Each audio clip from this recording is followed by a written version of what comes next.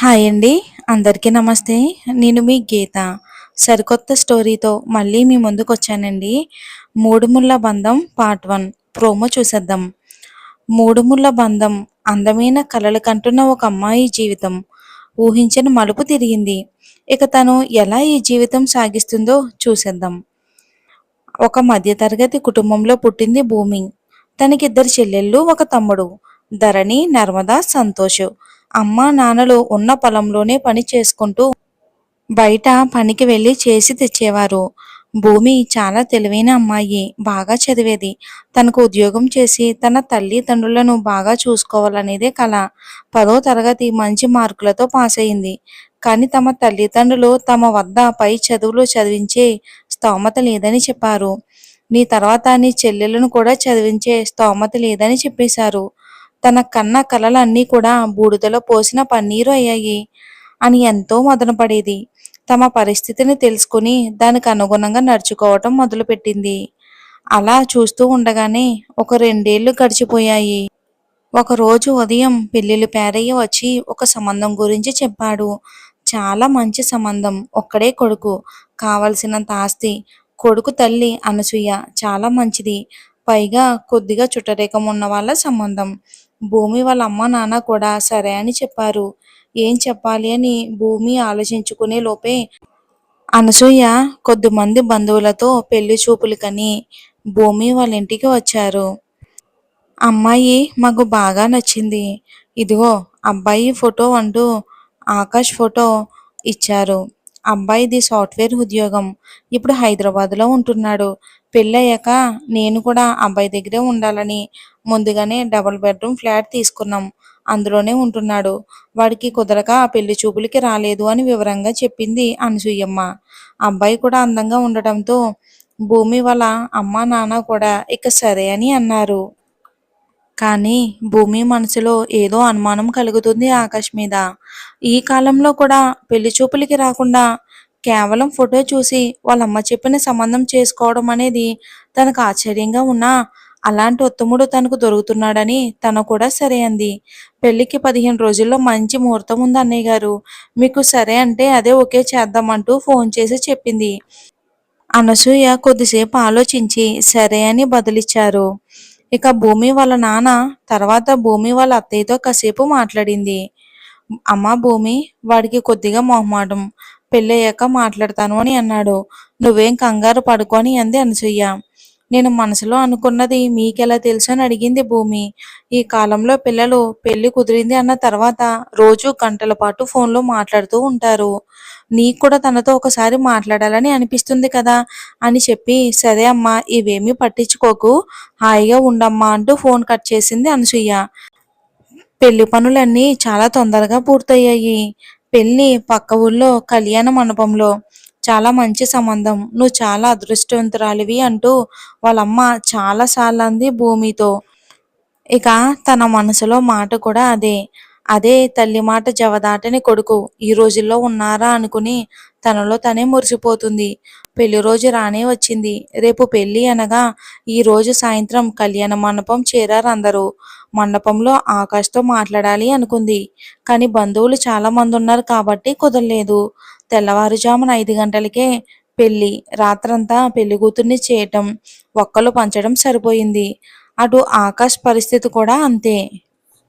వేద మంత్రాల మధ్య, పంచభూతాల మధ్య వాళ్ళ పెళ్లి జరిగింది. తాళి కట్టే సమయంలో మొట్టమొదటిసారి ఆకాష్ని చూసింది. ఇతనే నేను కలల కన్నా రాకుమారుడు అనుకుంది. ఆ రోజు రాత్రి ఏర్పాట్లు ఘనంగా చేశారు. ఆడవాళ్ళంతా ఏవో గుసగుసలాడుతూ చెప్తున్నారు. భూమికి తన బుగ్గలు సిగ్గుతో ఎరుపెక్కాయి. అలా గదిలోకి వెళ్ళగానే పాలు తాగమని ఇచ్చింది. అతను కొంచెం తాగి గ్లాసును తన చేతికిచ్చి పడుకున్నాడు. తను ఊహించిన సంఘటన ఎదురయ్యేసరికి ఏం చేయాలో అర్థం కాక అలానే వెళ్ళి తన పక్కనే పడుకుంది. ఇంతకీ ఏం జరిగిందో మనం తెలుసుకుందాం. పెళ్ళి అయిపోయింది. రాత్రి శోభనం. భూమి గదిలోకి వెళ్ళింది. శోభనం గదిలో ఆకాష్ నిద్రపోతున్నాడు. భూమి మనసులో ఏదో అలజడి మొదలయింది. గుర్రు పెట్టి నిద్రపోతున్న ఆకాష్ని చూసి షాక్ అయ్యి, నిన్న రాత్రి కూడా నిద్రలేదు కదా, అందుకే పడుకున్నారని తన మనసుకు సర్ది చెప్పుకుని ఆలోచిస్తూ పడుకుంది. పొద్దున్నే లేచి తలస్నానం చేసి కాఫీ కలిపి తీసుకెళ్ళి అందరికీ ఇచ్చి ఆకాష్కి కూడా తీసుకుని రూంలోకి వెళ్ళి కాఫీ అని చిరునవ్వుతో ఇచ్చింది. అయినా ఫేస్‌లో ఎటువంటి ఎక్స్‌ప్రెషన్స్ లేవు. తన మనసులో ఏదో అలజడి మొదలయ్యింది. ఇంతలో భూమి అంటూ అమ్మ పిలిచింది. వంటగదిలో అమ్మ తను కలిసి టిఫిన్‌కి ఏర్పాట్లు చేస్తున్నారు. ఆకాష్ స్నానం చేశాడా? అని అడిగింది భూమి వాళ్ళమ్మ సుజాత. ఆ చేశాడమ్మా అని చెప్పింది. మీ ఆయనకి ఆఫీస్‌లో సెలవులు తక్కువగా ఇచ్చారంట. ఈరోజు సాయంత్రమే హైదరాబాద్ వెళ్ళాలి అని మీ అత్తయ్య చెప్పారు. ఎల్లుండి సత్యనారాయణ వ్రతానికి ఏర్పాట్లు చేస్తున్నారని చెప్పింది. అమ్మా ఈరోజే అప్పగింతలు అని కొద్దిగా బాధపడుతూ చెప్పింది. కాసేపటి తర్వాత అత్తగారింట్లో ఎలా మసులుకోవాలో, ఏం చెయ్యకూడదో అన్నీ కూతురికి జాగ్రత్తలు చెబుతుంది సుజాత. ఇక్కడికి అక్కడికి తేడా ఉన్నా సర్దుకుపోవాలి. అల్లుడు గారితో అనుకువగా నడుచుకోవాలి. అత్తగారిని గౌరవించాలి. ఓపికగా ఉండాలి. అత్తగారు ఒక మాటన్నా పట్టించుకోకుండా సర్దుకుని పోవాలి అంటూ కూతురికి చెప్తుంది. ఇన్ని చెప్తున్న కూతురు ఏదో పరధ్యానంగా ఉండటం చూసి ఏ అమ్మా అలా ఉన్నావు? రాత్రంతా సవ్యంగానే జరిగింది కదా అని కూతుర్ని అడిగింది సుజాత. ఆ ప్రశ్నకు సమాధానం ఏం చెప్పాలో అర్థం కాక సవ్యంగానే జరిగింది అని అబద్ధం చెప్పి అక్కడి నుండి జారుకుంది. అది చూసి ఓయబ్బో సిగ్గే అని నవ్వుకుని అందరినీ టిఫిన్‌కి పిలిచింది. అంతా టిఫిన్ చేసేశారు. వంటలు బాగానే ఉన్నాయి అల్లుడు గారు అని అడిగింది సుజాత. హా! బాగున్నాయండి అని సమాధానం చెప్పాడు ఆకాషు. ఆకాష్ త్వరగా కానివ్వు. 3 గంటలకి బయలుదేరాలి. తర్వాత వర్జం వస్తుందని చెప్పింది అనసూయ. అలాగే అమ్మా అన్నాడు ఆకాషు. అందరూ అప్పగింతల కార్యక్రమానికి కావలసిన ఏర్పాట్లు చేస్తున్నారు. భూమి మనసులో ఏదో తెలియని అలజడి. ఆయనెందుకు నాతో ఒక్క మాట కూడా మాట్లాడలేదు. రాత్రంటే అలసిపోయి ఉంటారు అనుకున్నాను. కానీ కనీసం ఇప్పుడైనా నాతో మాట్లాడాలి కదా!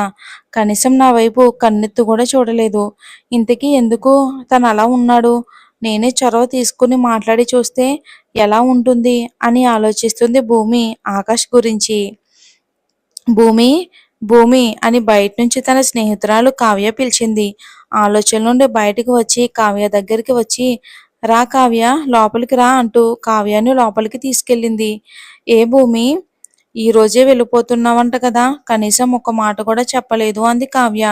నాకు కూడా పొద్దున్నే తెలిసింది. అప్పటి నుంచి సర్దుకుంటూ ఉన్నా. ఇంక నీకెప్పుడు చెప్పగలనని అంటుంది. భూమి మాట తీరు గమనించిన కావ్య భూమిని నీతో కొంచెం మాట్లాడాలి అని డాబా మీదకి వెళ్దాం పదా అని తనను తీసుకెళ్ళింది. ఏం మాట్లాడాలి నాతో? ఆగవే ఎక్కడికి తీసుకువెళ్తున్నావు? ఆగు అంటూ తన వెంట వెళ్తుంది. రావే చెప్తానంటూ తన్ని పైకి తీసుకెళ్ళింది. చెప్పవే ఏంటో అంది భూమి. నీ మనసులో ఏదో ఆలోచిస్తూ ఉన్నావు. ఏం ఆలోచిస్తున్నావు చెప్పు అని అంది కావ్య. నీకెలా తెలిసే అని అడిగింది భూమి. ఎప్పుడూ చలాకీగా ఉండే నా భూమి ఈ రోజు ఎందుకో ముభావంగా ఉంది. అందుకు నాకు అనుమానం వచ్చింది. నీ మనసులో దాచుకుంటే ఎలా? చెప్పు ఏంటి విషయం అని అడిగింది కావ్య. ఇంతకీ రాత్రి ఏం జరిగింది? ఆకాష్ గారు నిన్నెలా చూసుకున్నారు అంటూ కన్ను గీటుతూ ఉంది కావ్య. భూమి మొహంలో సిగ్గుకు బదులు ఆందోళన గమనించింది. ఏం జరిగింది చెప్పు అంది. ఆకాష్ తనతో ఒక్క మాట కూడా మాట్లాడలేదని, రాత్రి కూడా నిద్రపోయాడు. తనని ఏమని అర్థం చేసుకోవాలో నాకు అర్థం కావటం లేదసలు. తనకి ఈ పెళ్లి ఇష్టమా కాదా? ఇష్టం లేకుండానే ఈ పెళ్లి చేసుకున్నాడా? పెళ్లి ఫిక్స్ అయినప్పటి నుంచి కూడా ఒక్కసారి కూడా నాతో మాట్లాడలేదు. తన గురించి ఎలా అర్థం చేసుకోవాలో అర్థం కావట్లేదు కావ్య అంటూ తన మనసులో మాట కావ్యకు చెప్పింది భూమి. అది విని కావ్య నవ్వడం మొదలుపెట్టింది. ఏంటి నేను ఇంతగా బాధపడుతుంటే నువ్వు నవ్వుతున్నావు ఏంటి అర్థం అని అంది భూమి కోపంగా. అయ్యో నా పిచ్చి భూమి, ఈ మాత్రం దానికి అంత కంగారు పడిపోతున్నావా? పెళ్ళైన కొత్తలు ఇవన్నీ మామూలే అంది కావ్య.